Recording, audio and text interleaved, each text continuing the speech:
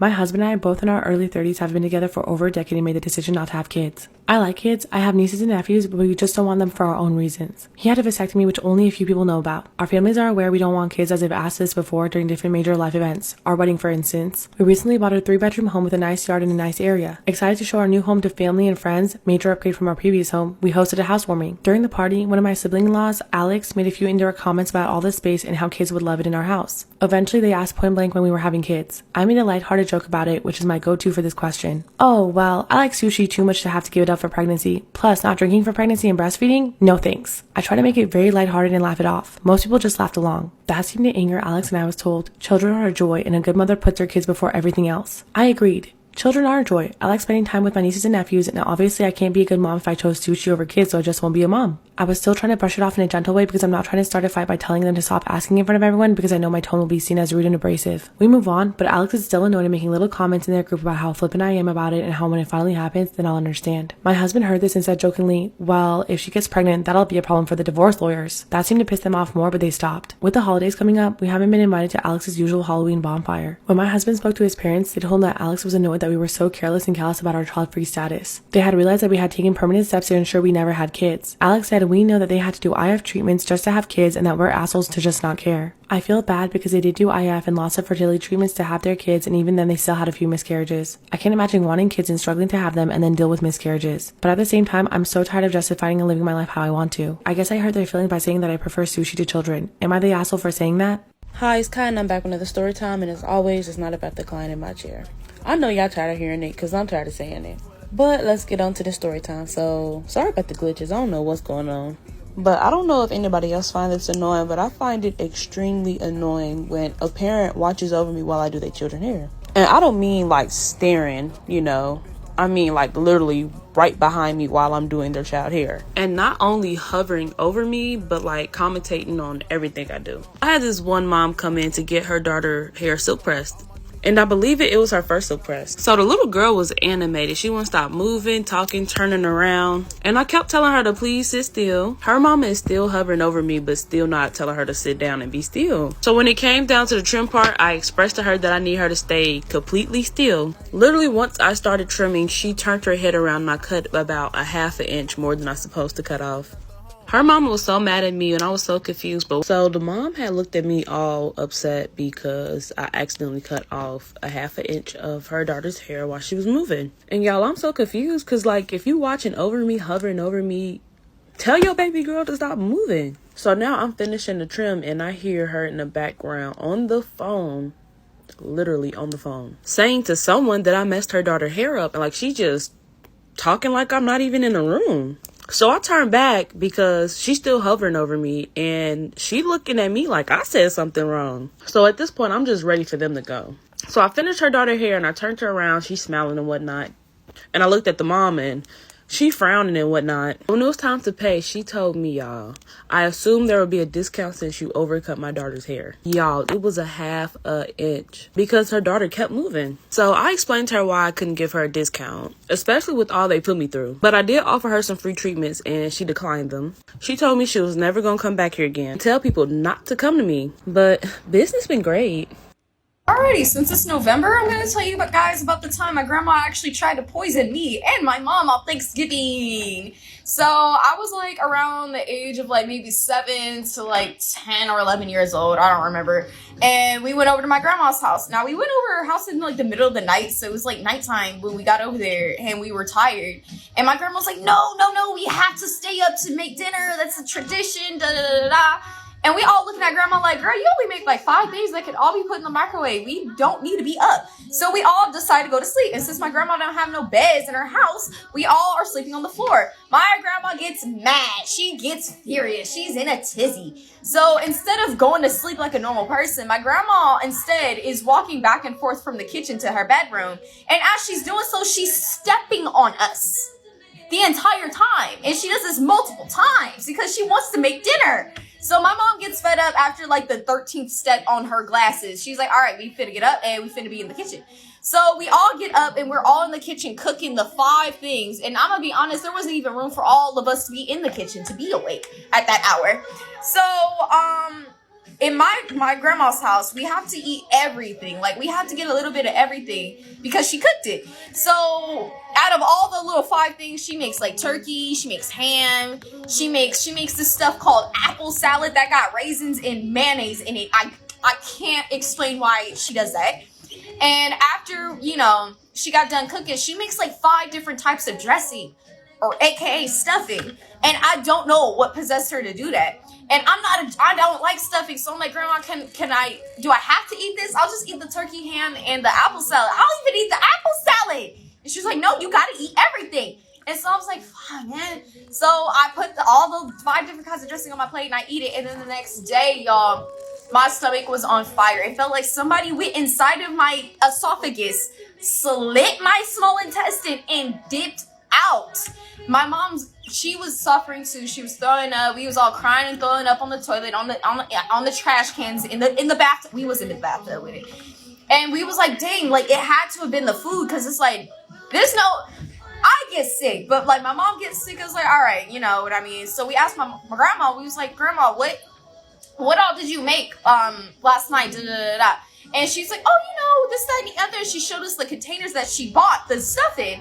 And then she gets to the dressing and she goes into the freezer and she pulls out these bags that I'm not even shitting. Said 1990 fucking 8 on them. I was born in 98. You mean to tell me? I was like, Grandma, what? Are you serious? She was like, yeah, if you freeze it, it's still good. We ain't never been to my grandma's house since for Thanksgiving. She literally tried to fucking kill us. And then she didn't even... Story time, and this is Katie's story. When Katie was 16, she used to run track and cross country, so she's gone a lot of runs. Initially, Katie used to run on roads, but she got catcalled a lot while running on roads, so eventually she found this trail by her high school that she could run on. The trail passed next to a park, and it passed next to a field where a lot of teams would practice, and eventually it would turn and pass next to her high school. So it seemed like a pretty safe trail to run on. There was the park, there was the field where people were practicing, there was her high school, there were people who would actually walk on the trail, like there were people around. Safe trail, right? No. So this one day in summer, Katie is running on the trail at about 9 p.m. And if you're wondering why she was running at 9 p.m., it was summer. It was hot. It was still light outside since it was summer. It felt safe to run at that time. It should have been safe. So she's running on the trail. She passes the park, she passes the field, and right before she gets to her high school, the trail kind of turns and it's this bend that's kind of hidden away from the park. So Katie is in that section. She's running and she passes this guy who was in that bend. And right after she passes him, the guy starts running after her. And then he starts hissing at her like a snake. So Katie is running. The guy is right here, like a foot away from her, hissing at her. And she keeps running. And then he goes, "Are you scared of me? Are you scared of me?" So Katie is obviously scared of him. And she starts booking it to get to the end of the trail and get to a major road. So she's running. The guy is running after her, saying these things, hissing at her. And eventually she makes it to the end of the trail and she turns around and she sees the guy at the top of the trail, or like, a few meters behind, just standing there staring at her. Katie runs home. I think this is a really important story to share just because it shows how often and how regularly women are harassed when doing normal day-to-day things. Katie was just on a run. There were people around. This shouldn't have happened. And someone said that in society, we are currently teaching girls and women to shrink their lives by being safe. So for example, some of you are going to say, well, she shouldn't have been running at 9 p.m. Why not? It was light outside. It was hot. There were people around. It should have been fine for her to run. We can't keep shrinking these girls and these women's lives to be safe. Instead, we have to do more to educate boys and educate men to respect women, and for them to also challenge their male friends who harass women. So if you have a friend who harasses a woman, whether you're a guy, a girl, non-binary, it doesn't matter, please challenge them or educate them so that we can stop this, and so that women can go and do normal day-to-day things without being harassed, so that a 16-year-old girl can go on a run without being chased by a guy and be hissed at and be asked if she's scared.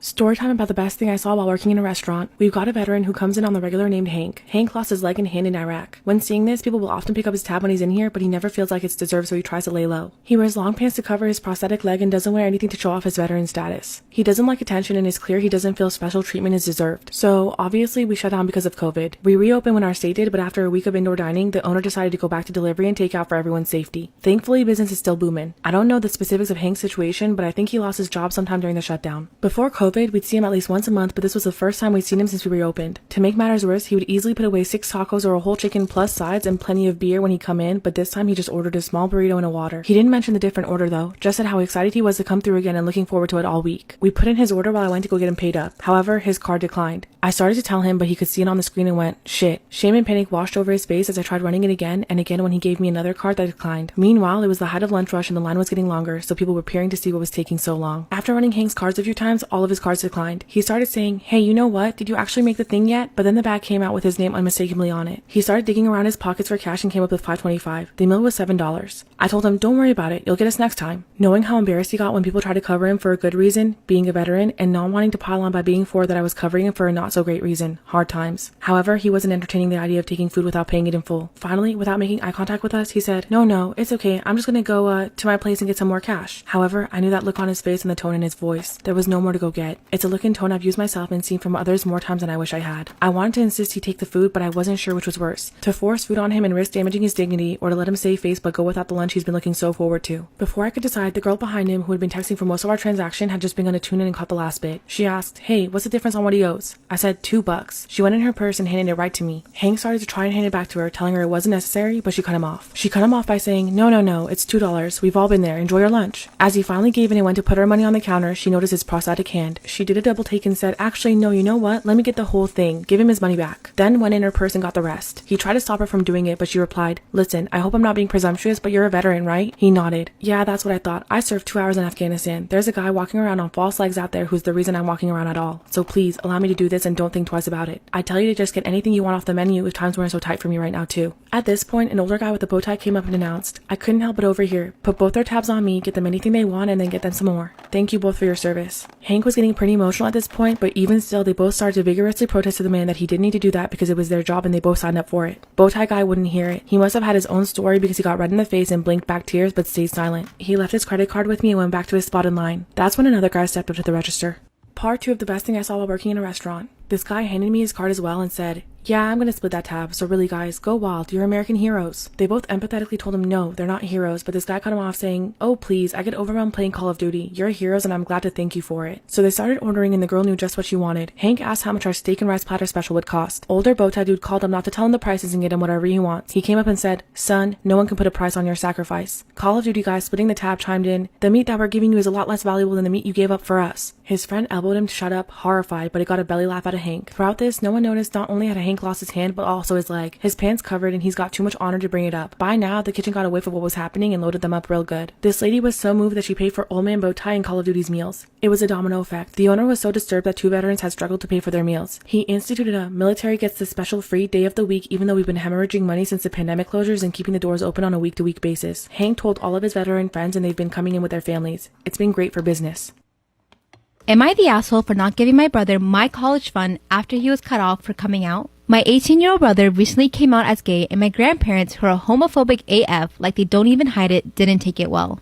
My parents obviously support him coming out, but my grandparents have cut him off financially. See, for all of us, my grandparents set aside separate college funds over the years. We don't necessarily have to use it for school, which was my case. I'm 27 years old and I had a son my second year of college, so I decided to get into an apprenticeship program instead and use that money for baby expenses and to save up for him. My girlfriend and I are managing well working full-time. We don't touch that money at all unless it's for him. My brother knows I still have this money and he's asking me to help invest in his future since it was always a given that our grandparents would pay for his college. Our parents are well off financially, so he wouldn't receive much in terms of financial aid, but they don't want to cover for college tuition because he's an adult now.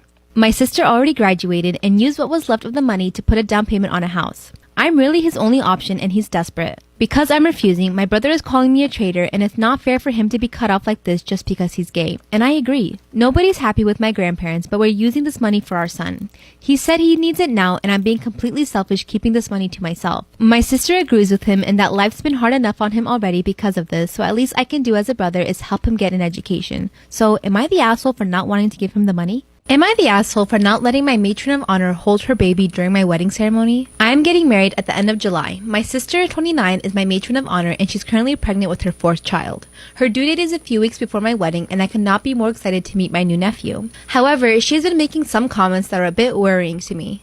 She has repeatedly told me that she's going to hold her new baby as she walks down the aisle, regardless of my thoughts, despite the fact that her husband will be at the wedding and able to hold the baby. She plans to hold her baby during the ceremony and even feed him if she needs to. This is not a long Catholic wedding ceremony, just a regular old cutesy outdoor wedding. Probably 20 minutes long. I told her she should feel welcome to have her new little baby with her during the day while we are getting ready, but when it comes down to walking the aisle, I would not like her to be holding the baby. The baby could cry, poop, need to eat, etc. And she has insisted that she'll be holding her baby during the wedding, otherwise she will not be in the wedding. My sister has insisted that she will be holding her baby during the wedding, otherwise she won't be attending. In addition to the baby holding dilemma, she has jokingly told me that she will call me a bad aunt in her wedding speech, or she will get her other kids to object in the middle of my wedding. I think she's trying to be funny, but all of these comments are frustrating and hurting my feelings. So am I the asshole for telling my sister she can't hold her baby?